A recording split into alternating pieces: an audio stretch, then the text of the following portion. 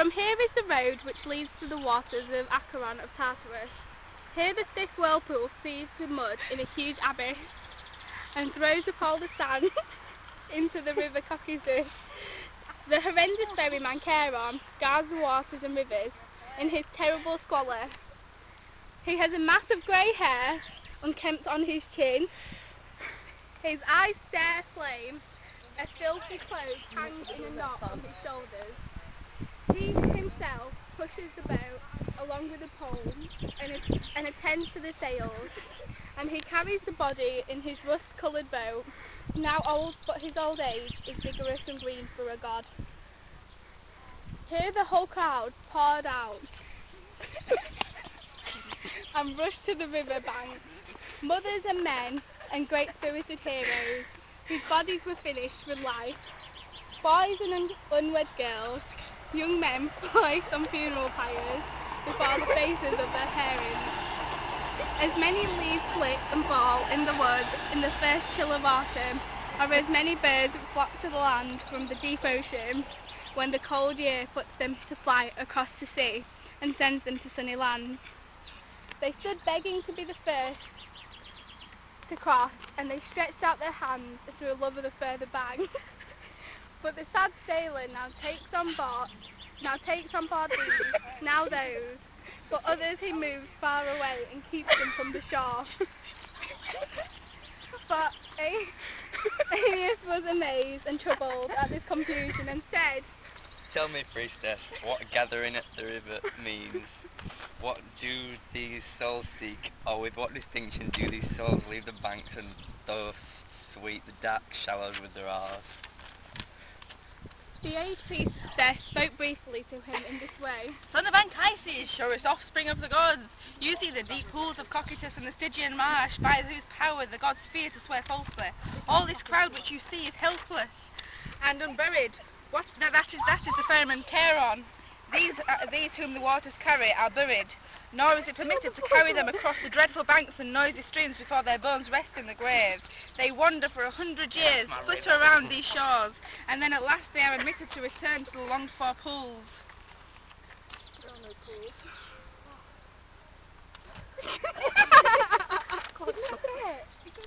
I think I halted and checked. You haven't written it all down. Yeah. No, it basically goes The son of Anchises That's Shilper, look. and checked his footsteps, thinking deeply, his soul, their cruel fate. And so, they continued the journey they had begun and approached the river. Now when the sailor looked out from the Stygian marshes at them moving through the silent wood and turning their footsteps to the bank, he attacked them first with words like this and rebuked them of his own accord. "Whoever you are, you who approach my river fully armed, come now and tell me why you come here. Now, from there and check your steps. This is a place of shades, of sheep and drowsy mice. It is forbidden to take living bodies into my Stygian boat. Nor indeed was I happy to have taken Hercules when he came to this lake, nor Theseus or Peripherus, although they were born of the gods and unconquered in strength. He sought to break the chains with his own hands, the guard of Tartarus, and dragged them trembling from the throne of the king himself. These men tried to take the mistress from the bedroom of Dis. In reply, the priestess spoke briefly. there are no such tricks here. Cease your worrying, nor do they threaten you with these weapons. Let the huge doorkeeper guard forever in his cage and terrify the bloodless shades, and let Proserpina remain chaste within the threshold of her uncle. Trojan Aeneas, outstanding in devotion and prowess, is descending to in the deepest shades of the underworld. If no image of such great devotion moves you, then maybe you will recognise this.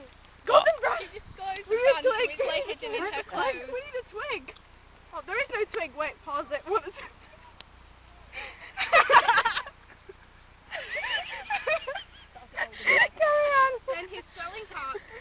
from anger. Nor did he say any more. He, admiring the awesome gift of the faithful branch, seen after such a long time, turned his back to the bow. He turned his back to the bow and switched the branch. Then he turns out other souls who were sitting on the long benches and clears the gangways. Go on then. Don't clear out Clear the the gangway. At the same time, he takes in his little boat the huge Aeneas. The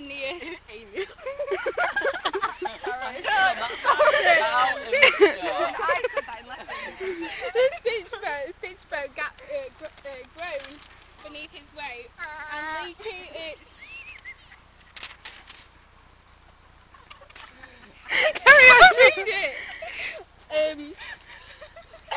It took on much swampy water. At last safely across the river, he puts ashore priestess and hero on the shapeless mud in the grey rushes. Guys, should they be on the other side? Huge hairbreadth. Oh, three-headed dog! Go be a three-headed dog, quick! Richard, go join in! With his broken barking, reclining immense in the cave opposite. On seeing his neck bristling with snakes, the priest threw down titbits, soaked in drowsy honey and with drugged brain. The dog opening his 3 frenzied with hunger, snatched at what had been thrown down and relaxed his huge back, spread on the floor, and is stretched out, huge through the whole cave. Seizes possession of the entrance and with its guards buried in sleep, quickly passes beyond the banks of the river, which no man may recross. Dun, dun, dun. Straight away voices are heard. Babies! The great wailing The dog turns into bits. crying. Come on the very threshold of life, a black day, having no share in sweet life and has plunged into untimely death. Sorry, it's false charge people next. Next to these are those condemned to death on a false charge. But truly they were not given their places without the casting of lots. Someone needs to be a judge. Judge me! The Inquisitor Minor. shakes the urn. He calls a silent assembly and learns about their lives and the accusations against them. Now it's suicide. Oh, yes. Next then are those sad souls who guiltless bring about destruction by their own hands, and hating the light of life throw away their own souls. How they would wish now to endure both poverty and hard labour in the lofty upper air. Divine law blocks them, and the hateful swamp of sad waters binds round them, and the ninefold Styx flowing in between them confides them.